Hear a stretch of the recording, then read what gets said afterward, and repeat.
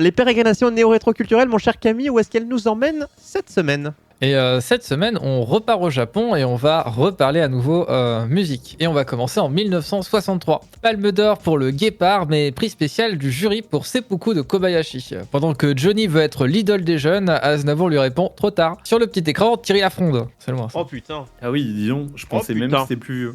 Donc aujourd'hui, on va parler de Yoko Kanno. Yoko Kanno, elle est née le 18 mars 1963 à Miyagi au Japon. Donc c'est une enfant comme les autres. Hein. Donc comme toutes les enfants de son âge, elle se passionne pour Claude Debussy et Maurice Ravel. Il y a un film sur Maurice Ravel bientôt d'ailleurs. À 4 ans, ses parents comprennent qu'elle a un peu la vocation quand elle apprend le piano toute seule, en autodidacte. Elle a 4 À ans. 4 ans, tu dis. Ouais. Mhm. Ça va. Ça Tranquille. commence pas trop mal. Ouais, tranquille. Standard. Voilà, donc à 10 ans, elle a déjà participé à pas mal de concours et elle les a quasiment tous gagnés. Ça va, ça débute bien. Oui. Mais la jeune Yoko, elle rêve, elle, d'aventure. Du coup, elle va prendre sa valise et elle va partir étudier à Paris au Conservatoire national supérieur de musique et de danse. Il faut bien s'entretenir un petit peu. En rentrant au Japon, elle va passer une licence de littérature à l'université Waseda et elle va faire en attendant de la transcription de musique pour ses amis sur son temps libre. 1987. Dans les salles, Full Metal Jacket ou Dirty Dancing, une chose est sûre, tu n'es pas joué. Dans les bacs, David et Jonathan pensent Bella Vita, Desireless, elle préfère Voyage. Bref, là-bas, comme dirait Goldman. Turbo débarque sur Aptis, réponse de TF1 ou Choya. Ah oui, effectivement. Ah ouais. C'est vieux.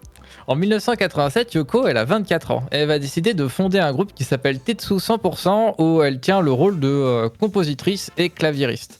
Finalement, le succès sera pas très au rendez-vous, si bien que 2 ans plus tard, en 89, le groupe va se séparer. Voilà, ce qui était, ma foi, les compositions sont d'ailleurs très bien. Malgré tout, elle parvient à se faire remarquer par la société Koei, et elle va donc commencer à composer pour du jeu vidéo. Alors Koei pas comme l'animateur. Hein. Oui, je sais. C'est ainsi comme ça qu'elle se retrouve à travailler sur les sagas Nobunaga Densetsu, Ishi no Arashi ou encore Uncharted Waters, qui a rapport avec le Uncharted de maintenant.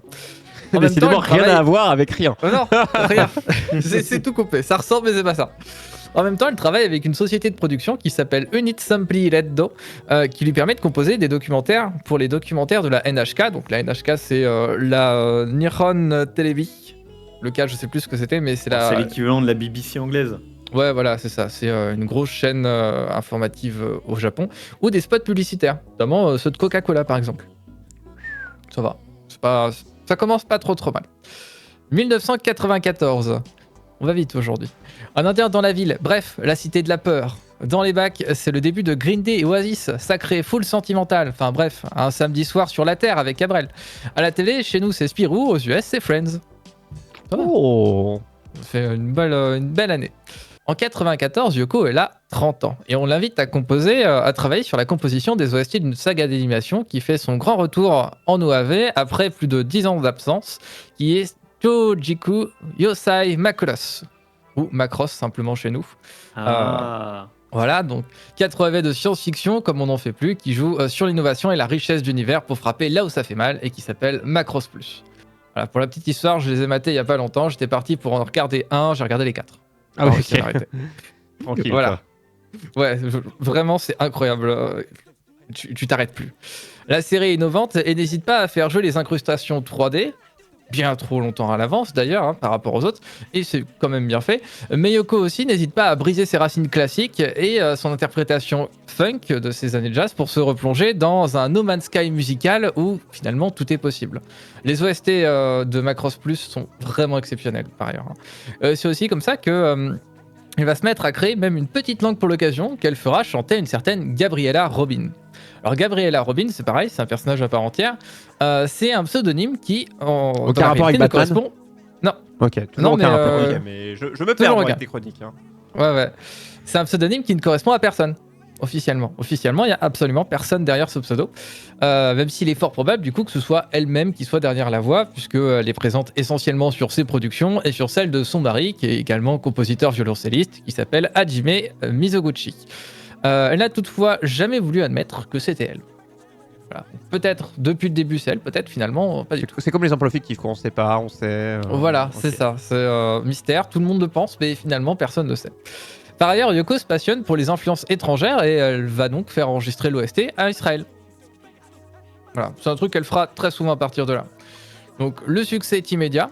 Son génie lui ouvre les portes du monde de l'animation, ce qui va lui permettre de travailler seul ou accompagné sur Please Save My House, l'excellent Macross 7, le légendaire Vision des Scaflowne, Macross Dynamite 7 et le court-métrage d'animation expérimentale qui s'appelle Nozmind Sound Insect ou encore Brain Powered. Alors d'ailleurs, Nozmind, si vous êtes curieux, ça dure 16 minutes et ça se regarde comme si ça durait 2 minutes. C'est une folie. Voilà. N'hésitez pas à aller checker ça. Musicalement aussi, c'est pareil, ça part même très loin, puisqu'au fur et à mesure de ses productions, Yoko, elle va s'éloigner de plus en plus de toutes ses origines et elle va même se diriger vers l'expérimental ou même vers la techno. Voilà. Complètement l'opposé de ce qu'elle faisait au début en classique, quoi. Oh bah faut tester. Hein. Voilà, elle va tester plein de trucs et en vrai, c'est pas dégueu. Les projets qui l'emmènent enregistrer dans les plus grandes villes du monde, voilà, mais qui lui font également rencontrer quelques personnalités un petit peu connues du secteur, comme Katsuhiro Otomo, c'est Akira, hein, ceux qui connaissent pas les deux. Ça va. Voilà, ou Yoshiyuki Tomino, donc Brain Power, et notamment Gundam. Eh ben dis donc. Voilà. Ah ben le monde est petit, hein, c'est ce qu'on voit que ta chronique, c'est souvent le monde est petit, que ce soit dans la musique, que ce soit dans l'animation japonaise, enfin dans...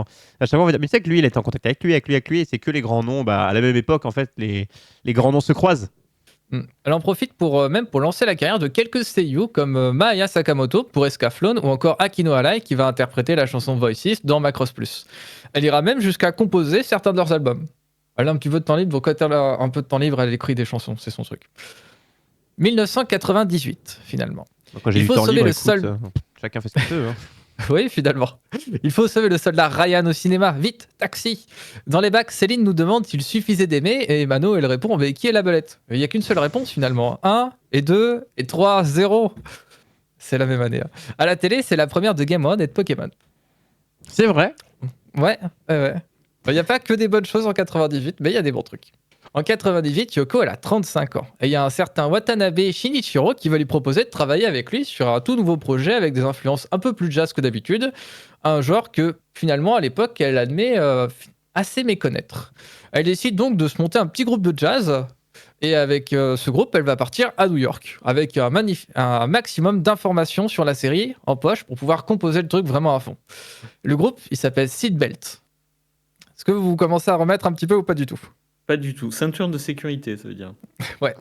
Mais je pense que c'est pas le nom français qui nous intéresse. Mais c'est pas exactement je sais pas, j'attends un peu plus parce que je sais pas si ça fait les connexions dans mon cerveau. Attends. Ouais. On sortira l'œuvre la plus accomplie de sa carrière à son goût, ainsi qu'un groupe qui est aussi bon en studio que sur la scène. Les OST composés vont enchanter la réalisation, qui va donner son maximum pour mettre en valeur dans son œuvre intemporelle Cowboy Bebop. Ah, d'accord. Voilà. Ah bah voilà. Tout ce que vous entendez dans Cowboy Bebop, c'est elle. Ah, dingue. Voilà, pas dégueu.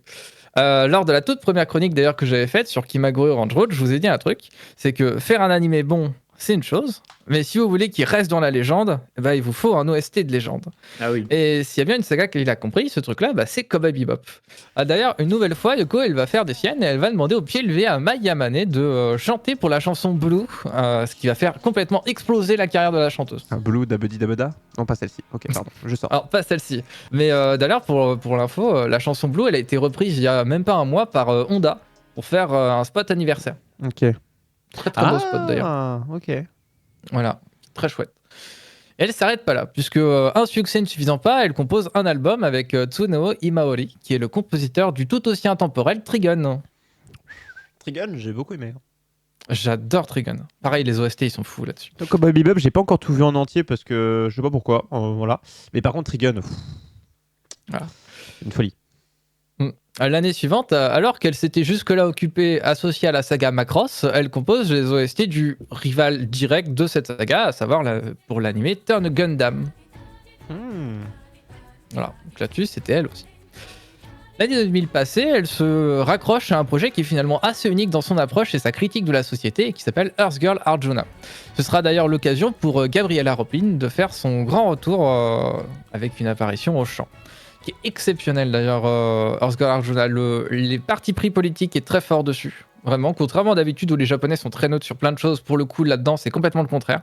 C'est même assez étonnant que ça passe sans aucun souci. Mais c'est très très bien. Voilà, donc si vous êtes curieux, je vous le conseille.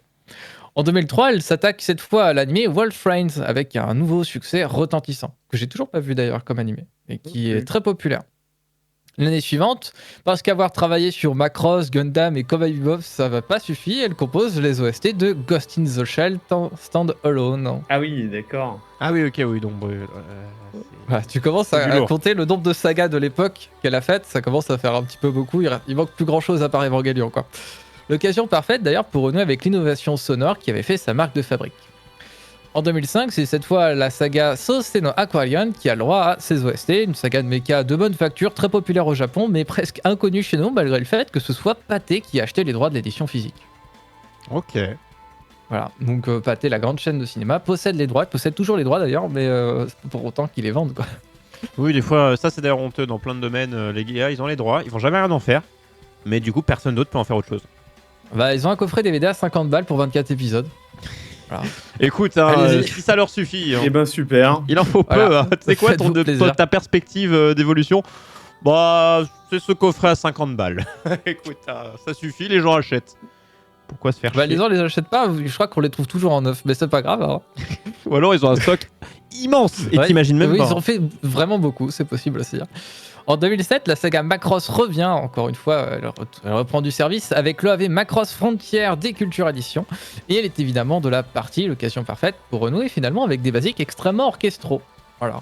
Je trouve vraiment ce qui fait un peu la marque du space opéra. Ouais. En mai 2007 signe aussi l'arrivée d'une nouvelle saga à succès signée par les studios Bones, Darker Than Black, dont elle va également signer les OST.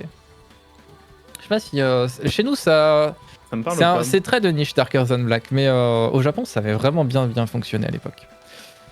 L'année suivante, la saga Macross Frontier est là avec un nouvel animé, évidemment elle aussi. Macross Frontier qui a très bien fonctionné d'ailleurs. Là encore essentiellement au Japon malheureusement, mais je vous les conseille aussi. Bah, de toute façon, En 2000. le nombre de choses qui passent pas la barrière ou qui la passent très faiblement. Les titres qui fonctionnent au Japon et les titres qui fonctionnent chez nous sont pas les mêmes. Faut savoir qu'au Japon, par exemple, Gundam ou Macross, c'est l'équivalent d'un Star Wars. C'est vrai. En 2012, elle va signer l'adaptation du musical du manga Sakamichi no Apollon, qui s'appelle chez nous Kings on the Slope, qui est un excellent titre sur le jazz des années 60, aussi touchant dans son adaptation animée que dans son titre original ou dans son adaptation en film live. Les trois sont extrêmement bien, pour le coup, donc je conseille les trois. Yoko retrouve des vibes jazz et parvient sans peine à mettre une immense quantité d'émotions dans sa musique. Je conseille fortement, vraiment, si vous les avez jamais vus, c'est hyper intéressant.